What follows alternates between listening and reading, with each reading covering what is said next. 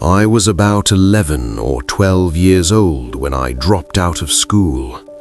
My parents were not harsh with me. They didn't beat me or treat me cruelly. They simply gave me a certain freedom in what I did.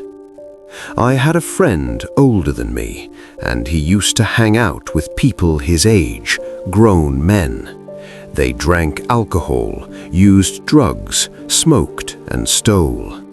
I wasn't disgusted by what they did, maybe because I never judged people based on appearances. I started sitting with them during the day and even at night, to the point that I started staying up with them at night sometimes. I watched their routine, gambling, and how people gamble with their money. Some stole, some sold drugs, and some had a lot of money. It was as if I wanted to become one of them. As I grew a little older, I started wanting money too.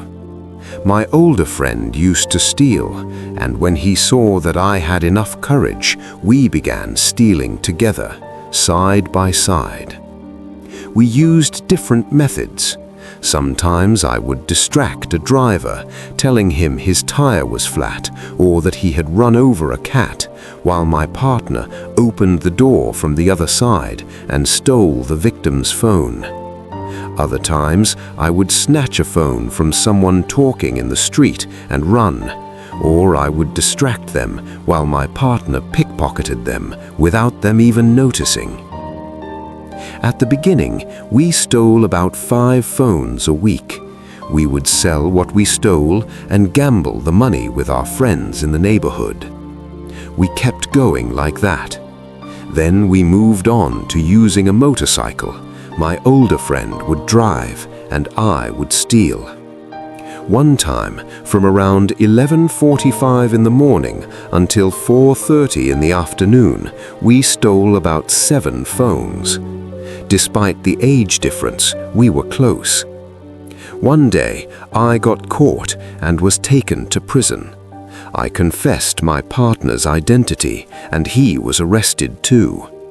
That was the end of us together, forever. I was placed in the juvenile wing.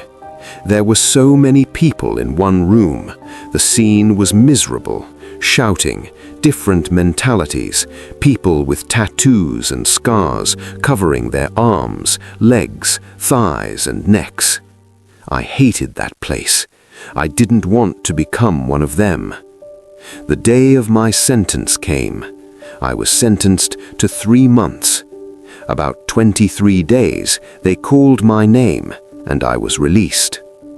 After I got out, my family became stricter. They warned me not to return to that path because no one in my family had ever lived that kind of life. Then my father died. I had to help my mother with living expenses, so I started trading, selling charcoal fire starters. I gathered what little money I could and gave it to my mother. But it wasn't enough for me. And the desire for money came back again. So I returned to my old domain. This time, I worked alone. I stayed away from my neighborhood so no one would recognize me. I would watch for someone talking on their phone and steal it. I didn't care whether the victim was a man or a woman. I didn't care. I was athletic. I could steal from anyone. Then I would sell what I took. After a short time, I started experimenting with drugs. The first pill I took was cheap. I swallowed it, and it was so strong that I lost consciousness for 4 days. I would only come home to sleep. I took it just to feel that high, to understand what others felt, and to gain more courage. I would dare to do everything I could think of, from stealing phones to stealing gold. I learned to recognize whether a chain around a woman's neck was real gold or fake just by looking at it from a distance.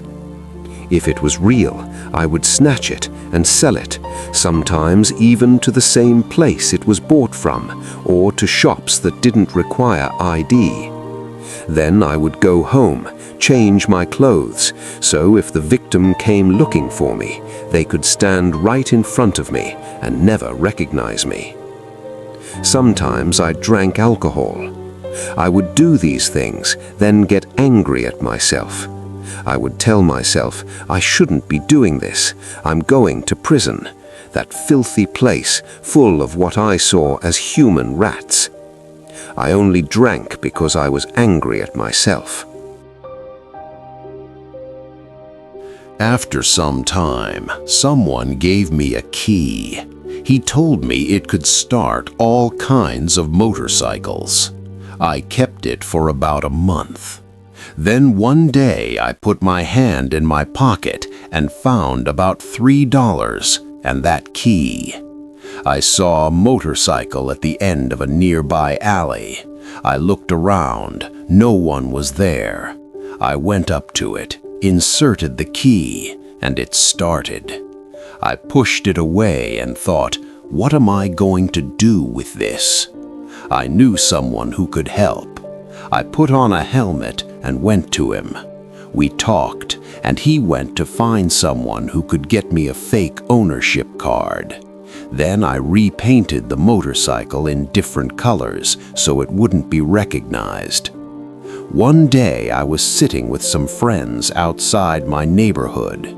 Another friend came, pulled me aside and said, "Look, I just stole a handbag from someone with my colleague. There was a phone and some money inside, but I hid them. He thinks the bag was empty. Take this phone and keep it until I ask for it, and come with me to buy some hash." We went to the neighborhood where hash is sold. He bought some for himself. On our way back, we saw someone using his phone. Without thinking, he said he would take it, as if he wanted to show me how skilled he was. He stole it and left.